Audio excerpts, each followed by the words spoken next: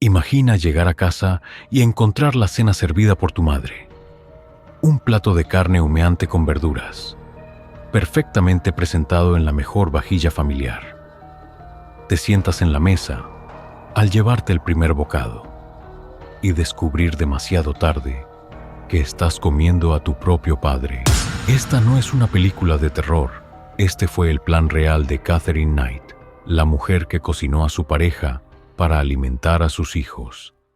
29 de febrero de 2000, Aberdeen, Nueva Gales del Sur, Australia. El agente de policía Anthony Bennett jamás olvidaría lo que encontró aquella mañana en la casa número 84 de St. Andrews Street. La puerta entreabierta, las manchas de sangre en el pasillo y en la cocina, la escena que lo perseguiría durante el resto de su vida. La piel de un hombre colgada de un gancho de carnicero. En el horno, una olla con cabeza humana, hirviendo junto con papas y calabaza. Y en la mesa del comedor, 2 platos servidos con carne humana, puré de patatas y verduras, cada uno con una etiqueta con los nombres de los hijos de John Price. Katherine Knight no solo había asesinado a su pareja, John Price lo había convertido en una comida familiar, la infancia que creó a un monstruo. Katherine Mary Knight nació el 24 de octubre de 1955 en Tenterfield, Nueva Gales del Sur, en el seno de una familia disfuncional que sería el caldo de cultivo perfecto para desarrollar una personalidad psicopática. Su madre, Barbara Rohan, había sido internada en un hospital psiquiátrico tras ser capturada robando y ya tenía 4 hijos. Katherine era fruto de una relación adúltera con Ken Knight, un alcohólico violento que maltrataba regularmente a Bárbara delante de los niños. Bárbara confesaría años después que obligaba a sus hijos a ver cómo tenía relaciones sexuales con diferentes hombres, diciéndoles que así es como las mujeres deben comportarse. La pequeña Katherine creció en un entorno donde la violencia, el sexo y la humillación eran el pan de cada día. A los 8 años, fue agredida sexualmente por uno de los hermanos mayores. Cuando intentó contárselo a su madre, ésta la golpeó por inventar mentiras. En la escuela, Katherine se convirtió en acosadora. Su objetivo favorito eran los niños más débiles. Los maestros notaron su placer al ver el miedo en los ojos de sus víctimas. A los 11 años, intentó estrangular a una niña que se había burlado de su peso. Katherine confesaría años después a un psicólogo que a los 13 años había desarrollado una fascinación por los cuchillos y que soñaba regularmente con degollar a personas. A los 16 años, Katherine abandonó la escuela. Su sueño era convertirse en miembro del ejército australiano, como su ídolo, la soldado de élite Linda Smith. Sin embargo, su solicitud fue rechazada. Encontró trabajo en el matadero local de Aberdeen. Allí, finalmente, su fascinación por los cuchillos encontró una salida profesional. Rápidamente, ascendió hasta convertirse en carnicera de excisión, responsable de desollar y eviscerar el ganado. Sus compañeros de trabajo notaron que Katherine parecía disfrutar especialmente de la parte de desollar a los animales. A menudo se quedaba horas extra para perfeccionar su técnica. En el matadero, Katherine colgaba sus cuchillos sobre su cama. Los llamaba sus bebés y los mantenía tan afilados que podían cortar el pelo en el aire. Se jactaba de poder decapitar a un animal con un solo movimiento preciso. Esta no era solo una habilidad técnica para ella, era un orgullo, una obsesión. A los 22 años, Katherine conoció a David Kellett, un alcohólico aficionado a las peleas callejeras. En su primera cita, lo obligó a tener relaciones sexuales con ella 5 veces. Se casaron rápidamente, pero la noche antes de la boda, Kellett salió de fiesta con amigos. Catherine, furiosa, lo esperó en casa con un hacha. Me dijo que si alguna vez me atrevía a engañarla o dejarla, me mataría y luego se quitaría la vida, confesaría años después Kellett. Y le creí completamente. Durante su matrimonio con Kellett, Catherine dio a luz a su primera hija, Melissa Ann. La misma noche del nacimiento, intentó estrangular a una enfermera que había sugerido que quizás la bebé necesitaba un biberón además del pecho. Cuando Melissa tenía apenas 2 meses, Catherine colocó a la bebé sobre las vías del tren y se fue. Un vecino la encontró y la rescató. Más tarde, Catherine afirmaría que había sufrido un episodio de amnesia. La relación con Kellett terminó después de que Catherine lo apuñalara con unas tijeras en el pecho por llegar tarde a casa. Su siguiente relación significativa fue con David Saunders, con quien tuvo otra hija. Su comportamiento violento continuó. Después de una discusión, Catherine colocó un video de una rosa con una cinta amenazante en la puerta de un amigo de Saunders. Cuando éste amenazó con dejarla, decoró la casa con fotos de mujeres de revistas para adultos con las caras tachadas y cuchillos clavados. Tras Saunders, Catherine tuvo una breve relación con John Chillingworth, con quien tuvo su tercer hijo. Esta relación terminó cuando conoció a John Price, quien sería su última víctima. John Price era un minero trabajador y padre de 3 hijos que había quedado viudo cuando conoció a Catherine. Al principio, la relación parecía funcionar. Price estaba enamorado y Catherine parecía haber encontrado estabilidad.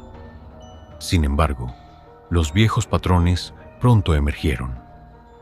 Catherine intentó controlar todos los aspectos de la vida de Price. Cuando él se resistía, la violencia estallaba.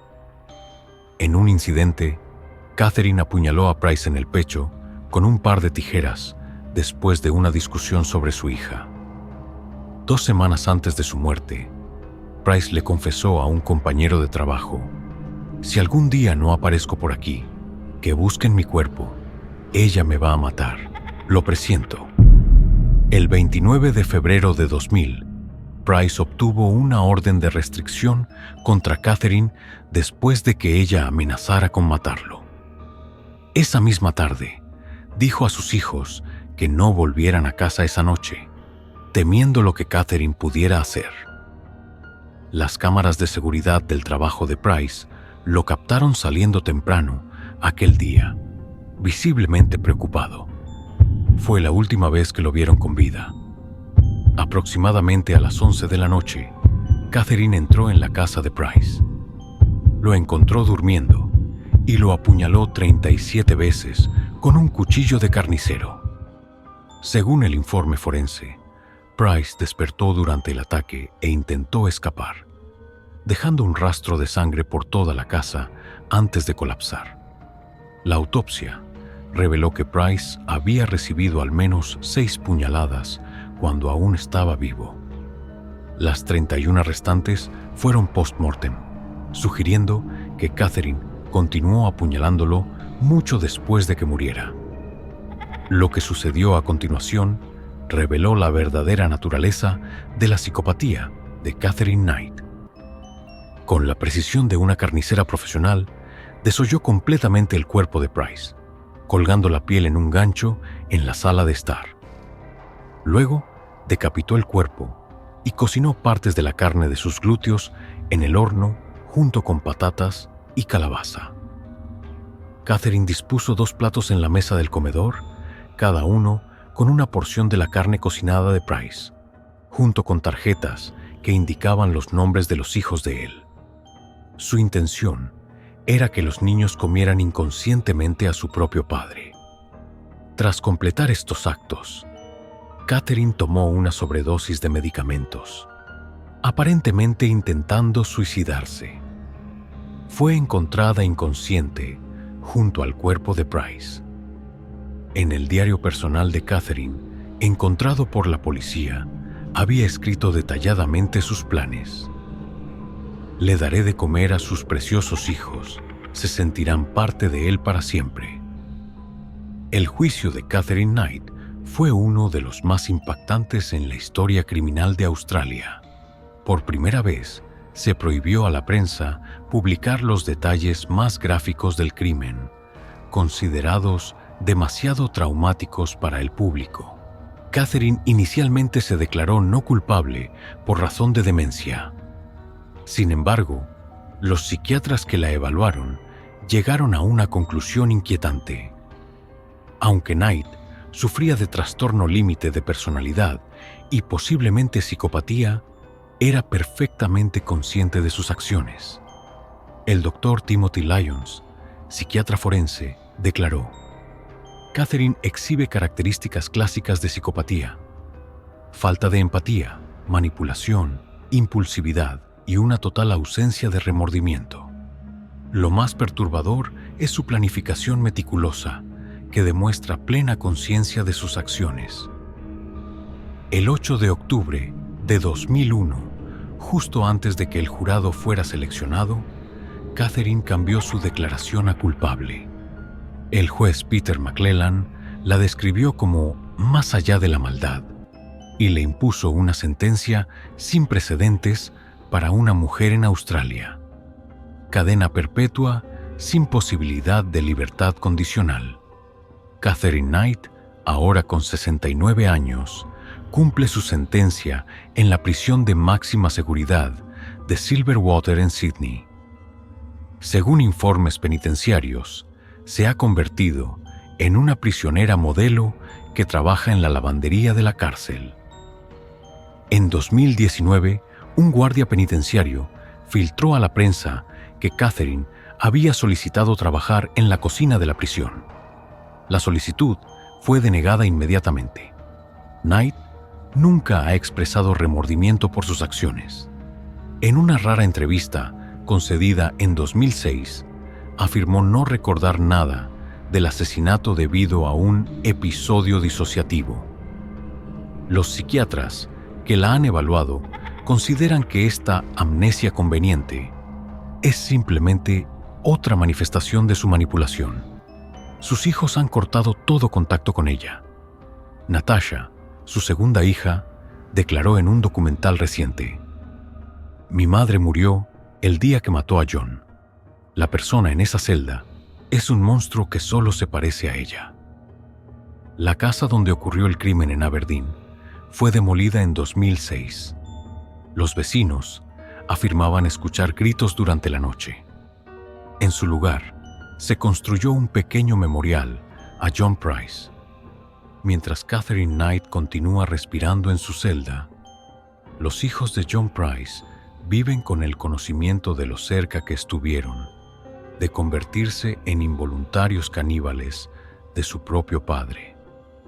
Un acto tan inimaginablemente cruel que desafía nuestra comprensión de la psique humana.